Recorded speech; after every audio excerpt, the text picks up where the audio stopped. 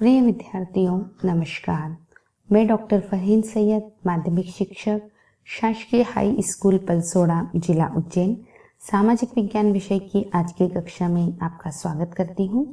आज हम कक्षा 10वीं की सामाजिक विज्ञान विषय की पुस्तक के अध्याय 20 आर्थिक प्रणाली के अंतर्गत समाजवादी आर्थिक प्रणाली का अर्थ, उसके लक्षण तथा उसके गुण एवं दोष को समझने का प्रयास करेंगे। यहाँ सबसे पहले हम यह जानने का प्रयास करेंगे कि समाजवाद का अर्थ क्या होता है। समाजवाद होता क्या है? समाजवाद का अर्थ एक ऐसे समाज से होता है जहाँ पर उत्पत्ति के साधनों पर किसी एक व्यक्ति का अधिकार न होकर संपूर्ण समाज का अधिकार होता है और इस व्यवस्था में समाज में रहने वाले सभी लोग अपनी न्यूनतम आवश्यकताओं की पूर्ति कर सकें, जो कि उनके जीवन यापन के लिए अनिवार्य हो। कार्ल मार्क्स को समाजवाद का जनक माना जाता है। अब सवाल यह उठता है कि इस प्रणाली का जन्म कैसे हुआ? तो इस प्रणाली का जन्म पूंजीवादी प्रणाली में व्याप्त दोषों को दूर करने के लिए हुआ। जैसा कि हमने देखा था कि पूंजीवादी आर्थिक प्रणाली में उत्पत्ति के साधनों पर व्यक्तिगत स्वामित्व होता था। पूंजीवादी आर्थिक प्रणाली के द्वारा वर्ग संघर्ष का जन्म हुआ था, क्योंकि इसमें कुछ लोगों के पास ही पूंजी का संग्रह होता था और वो ही लोग उद्यमों या उद्योगों की स्थापना करते थे और उनमें काम करने वाले श्रमिकों के साथ उनका टकराव होता रहता था। पूंजीवादी आर्थिक प्रणाली शोषण पर आधारित प्रणाली थी। साथ ही देश की संपत्ति पर कुछ मुट्ठी भर लोगों का ही अधिकार होता था, जबकि देश की अधिकांश जनता गरीब और बेरोजगार होती थी। इन सब दोषों को दूर करने के लिए एक नई प्रणाली का उदय हुआ, जिसे समाजवादी आर्थिक प्रणाली के नाम से जाना जाता है। इस प्रणाली में उत्पत्ति के साधनों पर व्यक्तिगत स्वामित्व न होकर सामाजिक स्वामित्व होता है।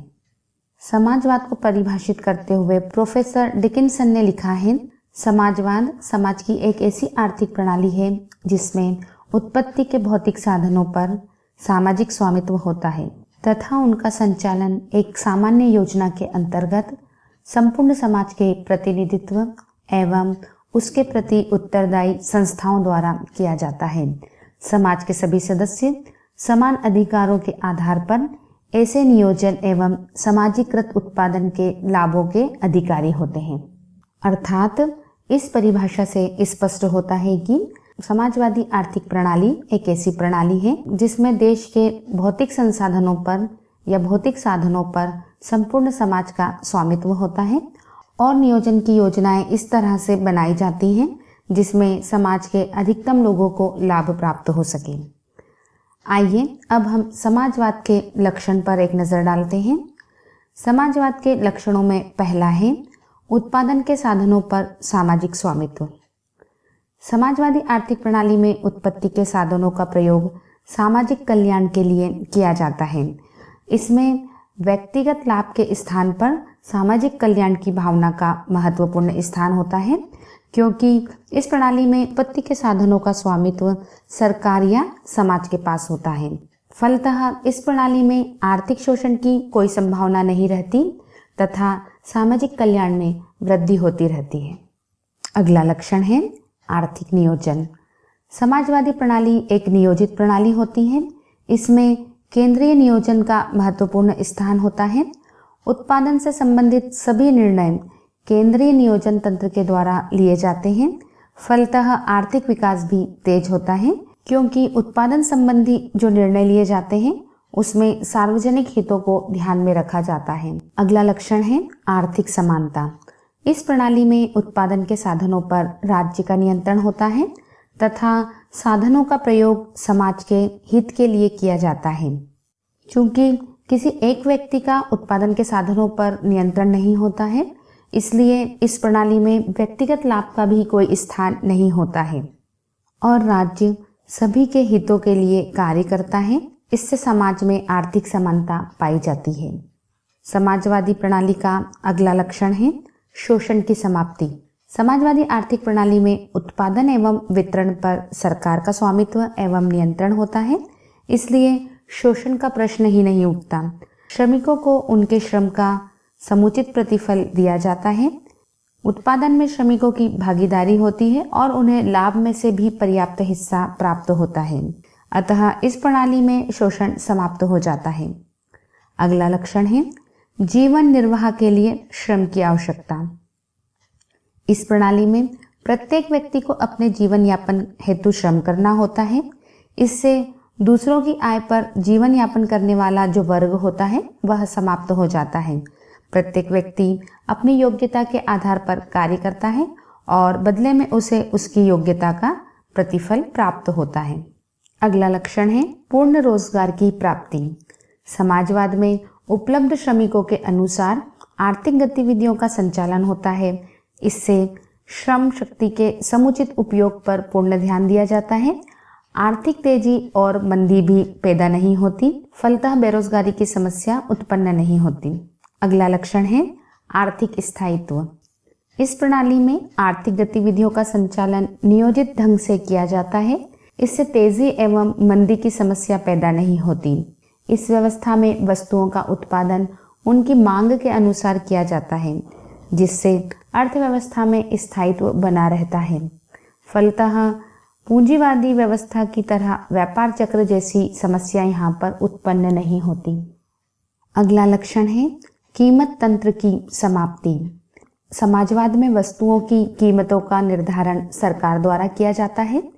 इससे बाजार की शक्तियों का स्थान गौण हो जाता है तथा मूल्य तंत्र भी कार्यशील नहीं रहता। उत्पादकों में होने वाली परस्पर प्रतियोगिता भी समाप्त हो जाती है। विज्ञापन एवं प्रचार प्रसार पर होने वाला व्यय भी समाप्त हो जाता है। समाजवादी आर्थिक प्रणाली के लक्षणों पर नजर डालने के पश्चात आइए अब हम समाजवादी आर्थिक प्रणाली के गुणों को समझने का प्रयास करते हैं। समाजवादी आर्थिक प्रणाली का पहला गुण है संसाधनों का अनुकूलतम प्रयोग। समाजवादी प्रणाली में केंद्रीय नियोजन होने के कारण उत्पत्ति के साधनों का अनुकूलतम प्रयोग संभव हो पाता है। नियोजन के द्वारा संसाधनों को कम उत्पादकता वाले क्षेत्र से हटाकर अधिक उत्पादकता वाले क्षेत्र में प्रयोग किया जाता है।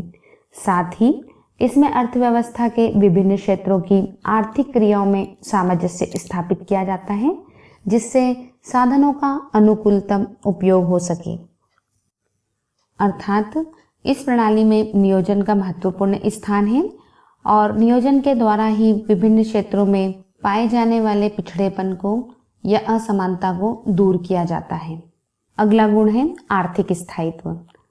समाजवादी प्रणाली में केंद्रीय नियोजन के कारण उपभोग तथा उत्पादन दोनों क्षेत्रों में पारस्परिक समन्वय पाया जाता है, जिसके कारण अर्थव्यवस्था में अति उत्पादन या कम उत्पादन की स्थिति पैदा नहीं होती।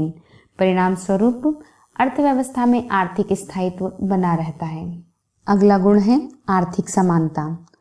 समाजवादी प्रणाली में निजी संपत्ति, उत्तराधिकार के नियम एवं लाभ कमाने की प्रवृत्ति का कोई स्थान नहीं होता है। साथ ही संपत्ति एवं साधनों पर राज्य का अधिकार होता है। लोगों को उनकी योग्यता एवं क्षमता के अनुसार कार्य दिया जाता है। अतः इस प्रणाली में आर्थिक समानता पाई जाती है। अगला गुण है वर्ग संघर्ष की समाप्ति। समाजवाद में उत्पत्ति के साधनों पर सरकारी स्वामित्व होने के कारण संपत्ति एवं धन के आधार पर समाज में विभाजन नहीं पाया जाता है। पूंजीवाद की तरह यहाँ पर श्रमिक वर्ग और पूंजीपति वर्ग नहीं होता है, बल्कि यहाँ पर केवल एक ही वर्ग श्रमिक वर्ग पाया जाता है, जिससे समाज में वर्ग संघर्ष की कोई संभावना नहीं रहती। अगला गुण है शोषण की समाप्ति।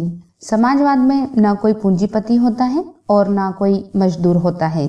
इसमें सभी लोगों को सरकार द्वारा उनकी योग्यता के आधार पर काम दिया जाता है तथा लोगों को उनकी आवश्यकता के अनुसार वस्तुएं दी जाती हैं, जिससे शोषण की प्रवृत्ति समाप्त हो जाती है। अगला गुण है बेरोजगारी का अंत। समाजवादी प्रणाली में नियोजन द्वारा यह सुनिश्चित कर लिया जाता है कि देश में उपलब्ध श्रम शक्ति का पूर्ण उपयोग हो। इससे सभी व्यक्तियों को उनकी योग्यता के अनुसार काम प्राप्त हो जाता है। फलतः बेरोजगारी की समस्या पैदा नहीं होती। अगला गुण है एकाधिकार की समाप्ति। समाजवाद में सभी उत्पत्ति के साधनों पर सरकारी नियंत्रण रहता है। इससे धन एवं उत्पत्ति के साधनों पर किसी एक व्यक्ति या वर्ग के हाथों में केंद्रीकरण नहीं हो पाता है। फलतः एकाधिकार शक्तियों का जन्म नहीं होता है।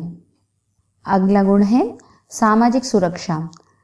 समाजवादी व्यवस्था में बुढ़ापे की पेंशन, बेरोजगारों को भत्ता, बीमारों को चिकित्सा, बच्चों की शिक्षा आदि की व्यवस्था का पूरा दायित्व सरकार के पास होता है। अतः इस प्रणाली में लोग अपने आप को अधिक सुरक्षित अनुभव करते हैं।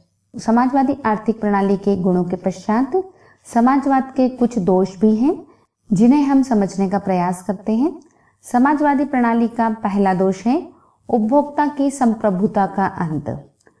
इस प्रणाली में उपभोक्ता अपनी पसंद से वस्तुओं का उपभोग नहीं कर सकता।